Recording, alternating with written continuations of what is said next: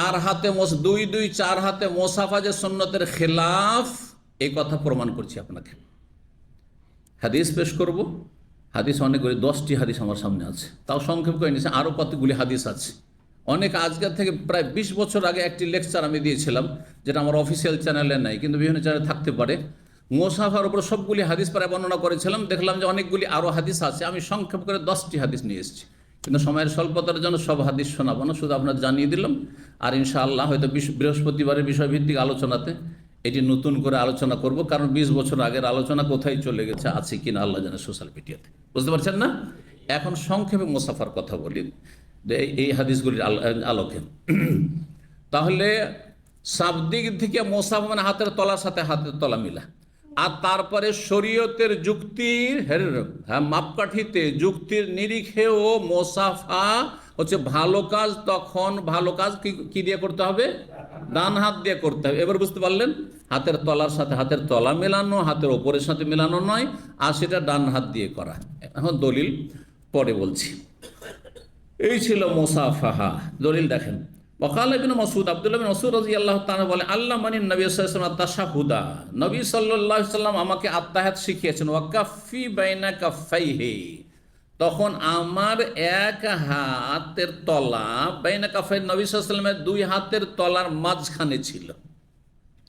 এইটুকু যেমন পাওয়া, তেমনি যারা চার হাতে মোসাফাকারী, তারা বলছে দেখো দেখো দেখো চার হাতের মোসাফা, দুই দুই চার হাতে মোসাফা করতে হবে। এর হাদিস বুখারীতে আছে। এখানে দুই হাতের কথা আছে না 3 হাতের কথা আছে? ভালো করে দেখেন একটু। ওয়াকাফি, আমার হাতের তলা কোথায় ছিল? নবী সাল্লাল্লাহু আলাইহি ওয়াসাল্লামের দুই হাতের তলার মাঝখানে ছিল। যদি 4 হাত হইতো তাহলে কি হতো? বলছে আমার হাতের তলা নবী সাল্লাল্লাহু আলাইহি ওয়াসাল্লামের দুই হাতের মাঝখানে ছিল, আর নবী সাল্লাল্লাহু আলাইহি ওয়াসাল্লামের হাতটাও ছিল আমার দুই হাতের মাঝখানে। বলতেন না? তাহলে আপনি দাবি করছেন দুই দুই চার হাত দিয়ে মোসাফা করতে হবে, আর এখানে তো 3 এলো রে বাবা, তাহলে আপনার তো দলিল সম্পূর্ণ হইল না। এবার বুঝতে পেরেছেন? তাহলে এটি আসলে মোসাফার ঘটনা নয়, এটি মোসাফার ঘটনা, এটি হচ্ছে তালিম, শিক্ষা দেওয়ার ঘটনা। যেমন কাউকে একটু সজাগ করার জন্য, সচেতন করার জন্য, যাতে গুরুত্ব দিয়ে আমার কথাটি মনোযোগী হয়ে শোনে, তাকে আমি ধরলাম। তো এক হাতে না ধরে ওর হাতখানকে এভাবে ধরলাম আর বললাম যাই শোনো, না দিলাম যে শোনো। এইটি ছিল, এটি তালিম ছিল, এটি মোসাফা ছিল না। আর তারপরে আসছে মোসাফার হাদিস, আপনাদেরকে শোনাচ্ছি যে মোসাফা কি দিয়ে করতে হবে। ওয়াকালা কাব বিন মালিক, কাব বিন মালিক রাদিয়াল্লাহু তাআলা বলেন, দাখালতুল মসজিদ, আমি মসজিদে প্রবেশ করলাম যখন তার তওবা কবুল হয়। ফাইজা বি রাসূলিল্লাহ সাল্লাল্লাহু আলাইহি ওয়াসাল্লাম, যখন গিয়ে দেখলাম যে রাসূলুল্লাহ সাল্লাল্লাহু আলাইহি ওয়াসাল্লাম সেখানে রয়েছেন। ফাকামা এরিয়া তালহা বিন উবাইদুল্লাহ, আমার কাছে দৌড় দিয়ে আসলেন ছুটে তালহা বিন উবাইদুল্লাহ রাদিয়াল্লাহু তাআলা আনহু, ইউহার হলো দৌড়ে আসলেন।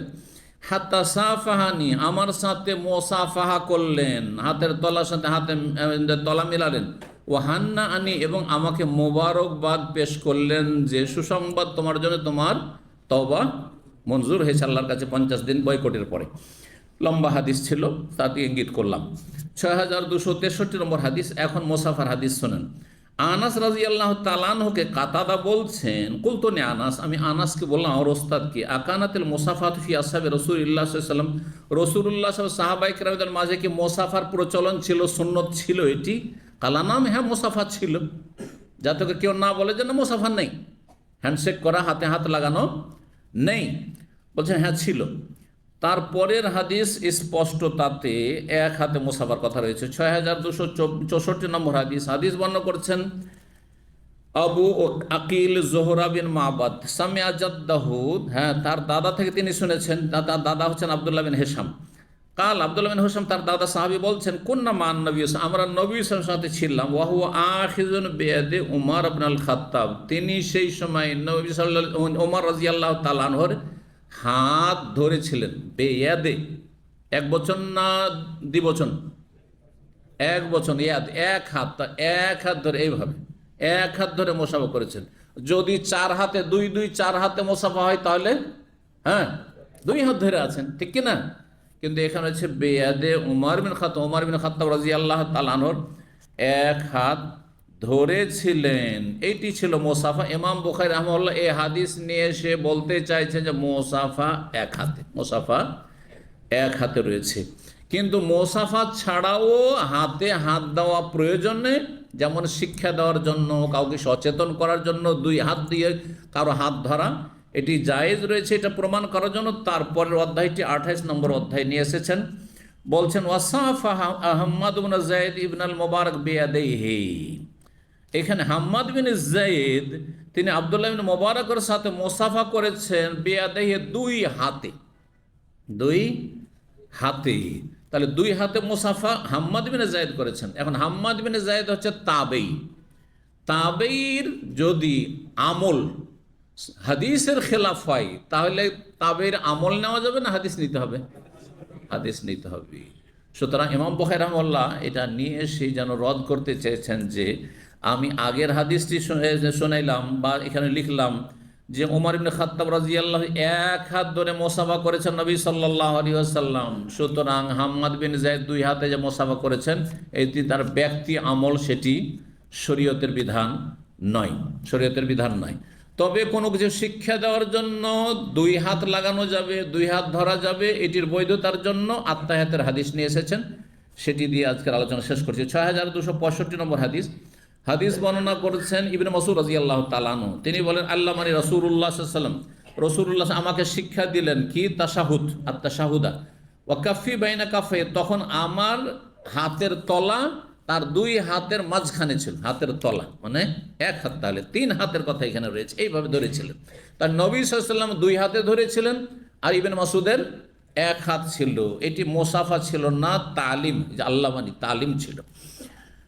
কি শিখে কামাই আল্লামুন সূরাত মিনাল কোরআন, যেমন কোরআনের সূরা শিখাতেন সেইভাবে আমাকে তাশাহুদ শিখিয়েছেন। আত্তাহিয়াতু লিল্লাহ ওয়াস সালাওয়াতু ওয়াত তাইয়্যিবাতু আসসালামু আলাইকা আইয়ুহান নবী ওয়া রাহমাতুল্লাহি ওয়া বারাকাতুহু, আসসালামু আলাইনা ওয়া আলা ইবাদিল্লাহিস সালিহিন, আশহাদু আল্লা ইলাহা ইল্লাল্লাহ ওয়া আশহাদু আন্না মুহাম্মাদান আবদুহু ওয়া রাসূলুহু ওয়া হুয়া বাইনা যাহরানিনা, আর তিনি আমাদের মাঝে রয়েছেন। ফালাম্মা কুবিজা, যখন নবী সাল্লাল্লাহু আলাইহি ওয়াসাল্লাম ইন্তেকাল হয়ে গেল তখন আসসালামু আলাইকা বলতাম না।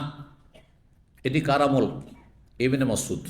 এটি আর একটি মাসলা যে নবী সাল্লাল্লাহু আলাইহি ওয়াসাল্লাম যতদিন বেঁচে ছিলেন ততদিন সাহাবায়ে কেরামগণ যেহেতু দেখছেন যে নবী সাল্লাল্লাহু আলাইহি ওয়াসাল্লাম আমাদের সামনে মসজিদে আছেন, নামাজ পড়াচ্ছেন, তখন কি বলতেন? হ্যাঁ, আসসালামু আলাইকা আইয়ুহান নবী ওয়া রাহমাতুল্লাহি, হে নবী আপনার প্রতি সালামত, যেহেতু কাছে আছেন। কিন্তু নবী ইন্তেকালের পরে যে দুনিয়া থেকে চলে গেছেন তখন বাক্য পরিবর্তন করে তালা বলতেন আসসালামু আলান নবী ওয়া রাহমাতুল্লাহি ওয়া বারাকাতুহু, বলতে আসসালামু আলাইকা বলতেন না। এই মাসলাও দ্বিমত রয়েছে। অধিকাংশ আহলে হাদিস ওলামারা আমাদেরকে শিখেছেন ছোট থেকে আসসালামু আলান নবী বলতেন। এই আমল কয়েকজন সাহাবায়ে কেরাম করতেন। নবী ইন্তেকালের পরে ইবনে মাসউদ করতেন, মা আয়েশা রাদিয়াল্লাহু তাআলা আনহা করতেন, আরও বেশ কিছু সাহাবায়ে কেরামদের কথা রয়েছে, তারা এই বাক্য পরিবর্তন করেছিলেন এই ইজতিহাদে চিন্তায় যে নবী তো এখন আমাদের মাঝে নেই, তো কেন আলাইকে আপনার ওপরে সালামও কেমন করে বলবো? আরে ভাই, কেউ সামনে আমাদের থাকলে না বলবো যে আপনাকে সালাম রইল, ঠিক না? কিন্তু যদি দূরে থাকে ওনাকে আমার সালাম রইব, আপনি আমার সালামটা ওনাকে পৌঁছিয়ে দিন, বলবেন না? ওনাকে বলছেন না, আপনাকে তো বলছেন না। সেই জন্য আল্লাহ নবী করে দিয়েছিলেন। কিন্তু অধিকাংশ সাহাবায়ে কেরাম তা পরিবর্তন করেননি, এমন কোনো প্রমাণ পাওয়া যায় না পরিবর্তন করেছেন। এই জন্য সালাফি ওলামাদের মধ্যে দ্বিমত হয়েছে। একদল বলছেন যে নবী সাল্লাল্লাহু আলাইহি ওয়াসাল্লাম যেটা শিখিয়েছেন ওইটার উপরে আমল করতে হবে, কারণ যদি এটা পরিবর্তন করতে হইতো তো নবী সাল্লাল্লাহু আলাইহি ওয়াসাল্লাম বলে যেতেন যে আমার ইন্তেকালের পরে তোমরা আসসালামু আলান নবী করে দিও, আলাইকা আইয়ুহান বলিও না, বলেননি তো, বুঝছেন না? সেই জন্য যদি আলান নবী পড়ে তবুও জায়েজ, হ্যাঁ, সাহাবায়ে কেরাম ইজতিহাদ মোতাবেক। আর কেউ যদি আসসালামু আলাইকা আইয়ুহান নবীও পড়ে তবুও জায়েজ। আল্লামা আলবানী রাহিমাহুল্লাহ এটিকে প্রাধান্য দিয়েছেন, আলাইকা আইয়ুহান নবীও। এমন কেউ আছে এখানে যারা এইভাবে আমল করে আত্তাহিয়াত আসসালামু আলান নবী ওয়া রাহমাতুল্লাহি ওয়া বারাকাতুহু? নেই না? আহলে হাদিসদের মধ্যে এই আমল আছে, এখনও আছে। ভারত, বাংলাদেশ, পাকিস্তান অনেক আহলে হাদিস এইভাবে আমল করে, যেমন ইবনে মাসউদের এই হাদিসে রয়েছে। এখন মুসাফা সম্পর্কে বেশ কিছু হাদিস রয়েছে, হাদিসগুলি শোনাবার সময় নেই। ইনশাআল্লাহ তাআলা আমরা সামনে বৃহস্পতিবার আলোচনা তো শুনিয়ে দেবো, কারণ